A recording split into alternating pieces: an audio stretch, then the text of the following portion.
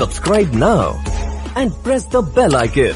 Never miss an update. वक्रतुण्ड महाकाय सूर्यकोटि समप्रभ निर्विघ्नं कुरु मे देव सर्वकार्येषु सर्वदा। गजाननाय नमः। लंबोदराय नमः। ॐ शूर्पकर्णाय नमः। ॐ विघ्नहर्ताय नमः।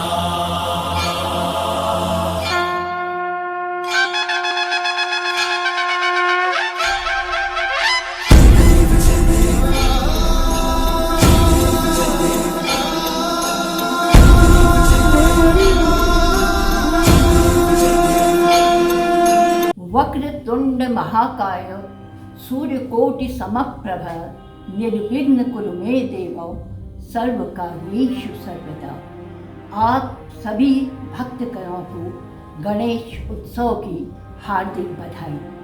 गणेश चतुर्थी का उत्सव भाद्रपद मास के शुक्ल पक्ष की चतुर्थी से आरंभ होता है, जो अनंत चतुर्दशी पर समाप्त होता है।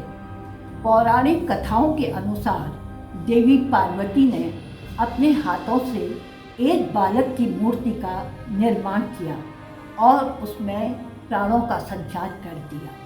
उन्होंने बालक को आदेश दिया कि वो स्नान करने जा रही हैं, तो द्वार में बैठकर वो पहरा दें और किसी भी व्यक्ति को अंदर आने नहीं दें। इसी बीच भगवान शिव वहाँ पधारे। बालक ने उन्हें अंदर प्रवेश नहीं करने दिया।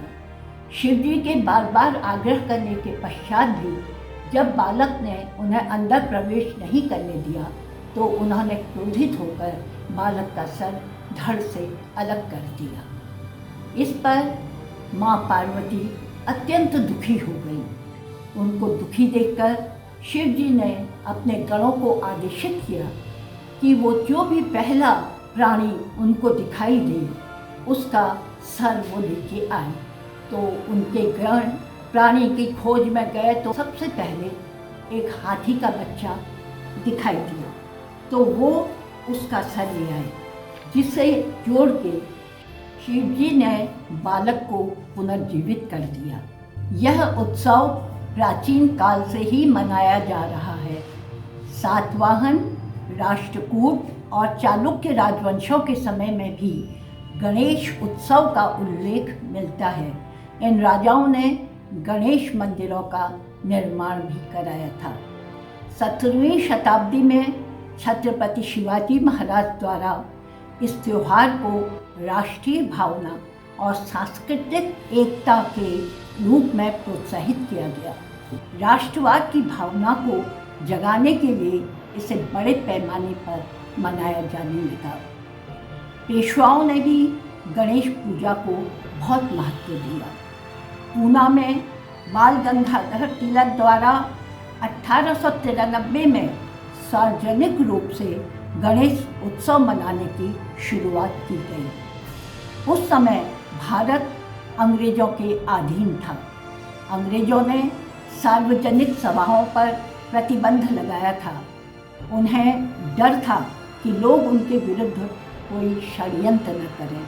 गणेश उत्सव को सार्वजनिक रूप से मनाने पर लाखों लोग उन स्थानों पर दर्शन करने आते तथा एकत्र होकर स्वतंत्रता प्राप्ति के लिए किए जाने वाले कार्यों की चर्चा आपस में करते थे। धार्मिक मामलों में हस्तक्षेप अंग्रेजी सरकार द्वारा भी नहीं किया जा सकता था, क्योंकि उसमें जनता में उनके विरुद्ध आक्रोश उत्पन्न हो सकता था। गणेश उत्सव स्वतंत्रता प्राप्ति के लिए संघर्ष करने वालों के लिए एक बहुत बड़ा मंच था। स्वतंत्रता प्राप्ति के बाद यह त्यौहार पूरे भारत में फैल गया। उत्तर से दक्षिण तक के सभी राज्यों में यह धूमधाम से मनाया जाता है। यह पर्यावरण जागरूकता आदि का भी संदेश मिट्टी की मूर्तियों का अधिक उपयोग करके देता है। गणेश चतुर्थी को विनायक चतुर्थी के नाम से भी संबोधित किया जाता है। गणेश विघ्नहर्ता व बुद्धि के देवता माने जाते हैं। कोई भी पूजा या नया कार्य ओम गणेशाय नमः से ही प्रारंभ किया जाता है। हिंदू धर्म के अनुसार प्रथम पूज्य गणपति ही माने जाते हैं। कहा जाता है कि जब महर्षि वेदव्यास बद्रिकाश्रम में माना गांव के निकट एक कुटी में महाभारत की रचना कर रहे थे तो उन्होंने गणेश जी से प्रार्थना की थी कि वो उसे लिपिबद्ध कर दें, पर सरस्वती नदी के प्रवाह से उत्पन्न अत्यधिक शोर से गणेश जी ठीक से सुन नहीं पा रहे थे। उन दोनों ने सरस्वती से आग्रह किया कि वो अपना शोर कुछ कम कर दें, पर वो नहीं मानी। तो कुछ लोगों के अनुसार वेद व्यास जी ने व कुछ विद्वानों द्वारा गणेश जी ने उसे श्राप दिया कि वो धरती में लुप्त हो जाएगी। माना जाता है कि सरस्वती वहाँ पर लुप्त हो गई और प्रयागराज में जाकर वो धरती से बाहर आई। गणेश जी को अन्यायी, दुराचारी, अहंकारी व दुष्टों का संहार करने वाला भी माना जाता है। इस गणेश उत्सव के अवसर पर उन्हें मेरा कोटिशः नमस्कार।